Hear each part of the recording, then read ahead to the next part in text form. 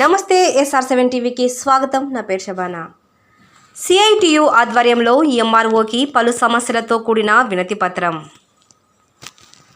భద్రాద్రి కొత్తగూడెం జిల్లా దమ్మపేటలో ఆశా వర్కర్లు, అంగన్వాడీలు, పంచాయతీ వర్కర్లు కలిసి పలు సమస్యలతో కూడిన వినతి పత్రాన్ని ఎంఆర్ఓకి ఇవ్వడం జరిగింది. వారు మాట్లాడుతూ కార్మికులందరికీ కనీస వేతనం 26,000 రూపాయలు ఇవ్వాలని, సమాన పనికి సమాన వేతనం ఇవ్వాలని, కాంట్రాక్ట్ అవుట్సోర్సింగ్ సిబ్బందికి ఉద్యోగ భద్రత కల్పించాలి, ఆశా వర్కర్లకు పెట్టే రాత పరీక్షలు రద్దు చేయాలి, జీవో నంబర్ 51ని సవరించాలి, మున్సిపల్ కార్మికులను పర్మినెంట్ చేయాలని అన్నారు.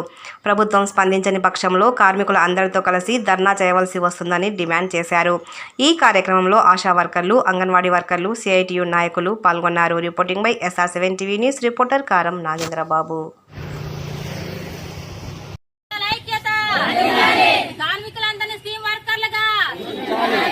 కార్మికులందరికీ ఫిక్స్డ్ వేతనం 26,000 రూపాయలు. జిందాబాద్ జిందాబాద్ జిందాబాద్ జిందాబాద్. ఆశాలకు పరీక్ష విధానాన్ని, ఆశాలకు పరీక్ష పెట్టే విధానాన్ని ఐక్యత, ఐక్యత. జీవో నెంబర్ 10ని రద్దు చేయాలి. జీవో నెంబర్ 10ని రద్దు చేయాలి. జీవో నెంబర్ 10ని రద్దు చేయాలి. జీవో నెంబర్ 10ని రద్దు చేయాలి. ప్రభుత్వం మెయిన్ ఫెస్టివల్ లో పెట్టిన 18,000 26,000 చేయాలి. 18,000 ముందు ఇచ్చిన హామీలను ముందు ఇచ్చిన హామీలను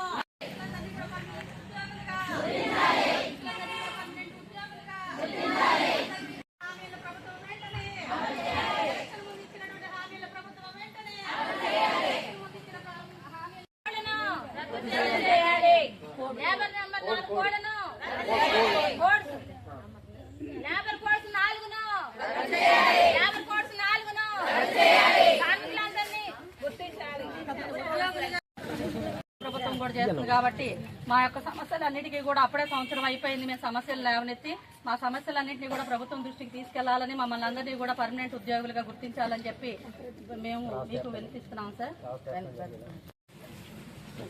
ఏళ్ల తరబడి పేరుకుపోయినటువంటి అంగన్వాడీ సమస్యల మీద మేము గత సంవత్సరం సెప్టెంబర్ నెలలో ఇదే విధంగా 25 రోజులు నిరవధిక సమ్మె చేశాము. ఆ సమ్మె చేసినప్పుడు అనేక మంది ప్రభుత్వ రాజకీయ నాయకులు గాని, ప్రభుత్వాలు గాని వచ్చి మా దగ్గరకు వచ్చి మేము 40,000 కూడా చేస్తామని చెప్పి కనీసం జీవోలు కూడా సరిగా తెలియనటువంటి హామీలు ఇచ్చారు.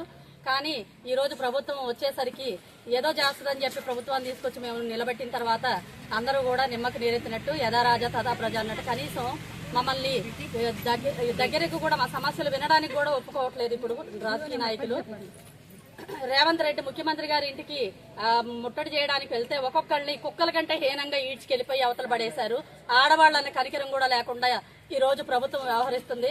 కాబట్టి మా యొక్క సమస్యలన్నింటినీ కూడా వెంటనే అమలు చేయాలి. తర్వాత జీవో నెంబర్ 10ని నెరవేర్చాలి. ఆ రోజున గ్రామాల్లో ఎవరూ చేయడానికి రాకపోతే అంగన్వాడీ టీచర్లుగా తీసుకొని ప్రతి ఒక్క వర్క్ కూడా ఈ రోజు అంగన్వాడీ టీచర్ చేస్తుంది. అదేవిధంగా ఆశాలుగా చేయడానికి ఎవరు కూడా మారుమూల నుంచి ఎవరు వచ్చేవాళ్ళు కాదు. ఆ రోజు చదువు రాపోయినా పర్లేదు, వచ్చి మీరు సేవ చేయండి అని చెప్పారు.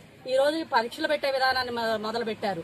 అంటే ఏరు దాటాక ఏరు మల్లయ్య, ఏరు దాటిన తర్వాత బోడ మల్లయ్య అన్నట్టుగా ప్రభుత్వం వ్యవహరిస్తుంది. కాబట్టి ఈ జీవోల్ని ఇచ్చినటువంటి జీవోల్ని లేబర్ కోడ్ 4ను వెంటనే ప్రభుత్వం రద్దు చేసి అంగన్వాడీ టీచర్లకి రిటైర్ అయిన తర్వాత 65 సంవత్సరాల రిటైర్మెంట్ వయసు నిర్ధారించారు. ఆ వయసుకి టీచర్కి 5 లక్షలు, ఆయాలకి 3 లక్షలు ఇవ్వాలని చెప్పి మేమందరం కూడా జీవో నెంబర్ 10ని రద్దు చేయాలని చెప్పి మేమందరం కూడా ఈ రోజు కోరికల దినంగా కాబట్టి ఈ రోజు మేమందరం అన్ని కార్యాలయాల్లో కూడా మా నిరసన వ్యక్తం చేస్తున్నాం. కానీ ప్రభుత్వం ఇప్పటికైనా సరే దిగిరాకపోతే మేము మళ్లీ నిరోధక సమ్మెకు దిగుతామని చెప్పి ప్రభుత్వానికి తెలియజేస్తున్నాం. CITU సంఘంగా మేము ఆశా వర్కర్లుగా మేము గత 30 సంవత్సరాలుగా గ్రామాల్లో మా సేవలు అందిస్తున్నాము. ఈ 30 సంవత్సరాల తర్వాత ఎన్నడూ లేని విధంగా గత TRS ప్రభుత్వంలో కూడా ఒకసారి ఎగ్జామ్ అనే విధానాన్ని తీసుకొచ్చి ఆశా వర్కర్లను తొలగించాలనే పద్ధతిలో గవర్నమెంట్ ఆలోచించింది. దాన్ని మేము TRS ప్రభుత్వంలోనే దాన్ని వ్యతిరేకించాము. ఆ ప్రభుత్వం వారు మా వాళ్ళు హెల్త్ డిపార్ట్మెంట్ ముఖ్యమంత్రి గారు వెంటనే రద్దు చేస్తామని హామీ ఇచ్చారు. కానీ మళ్ళీ కొత్త ప్రభుత్వం వచ్చిన తర్వాత మాకేదో కొత్తగా వస్తుందని ఆశపడ్డాం మేము. కానీ మళ్ళీ అదే పరీక్షా విధానాన్ని కేంద్ర ప్రభుత్వం తీసుకొచ్చింది. దాన్ని రాష్ట్ర ప్రభుత్వం అమలు చేయాలనే ఉద్దేశంతో ఈ రోజు మాకు పరీక్షా విధానం మీరు ఖచ్చితంగా రాయాలి, మీ టాలెంట్ ఏంటో మీరు నిరూపించుకోవాలని చెప్పి డిమాండ్ చేస్తున్నారు. మమ్మల్ని బాగా ఒత్తిడి చేస్తున్నారు.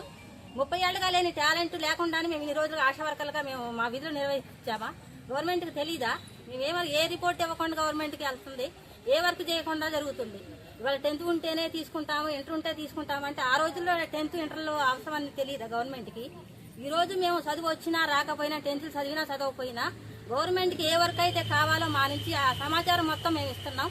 కానీ ప్రభుత్వం కొత్తగా ఇవాళ అందరూ ఆన్లైన్ వర్క్ చేయాలి, మీరు ఖచ్చితంగా చదువుకున్న వాళ్ళే కావాలి అని మమ్మల్ని డైరెక్ట్గా అనకుండా ఈ పరీక్షా విధానాన్ని తీసుకొచ్చి ఇవాళ 100కి 80 మార్కులు వస్తేనే మీకు సర్టిఫికేట్ వస్తుంది, మీరు జాబుల్లో ఉంటారని చెప్పి మమ్మల్ని బాగా ఒత్తిడి చేస్తున్నారు.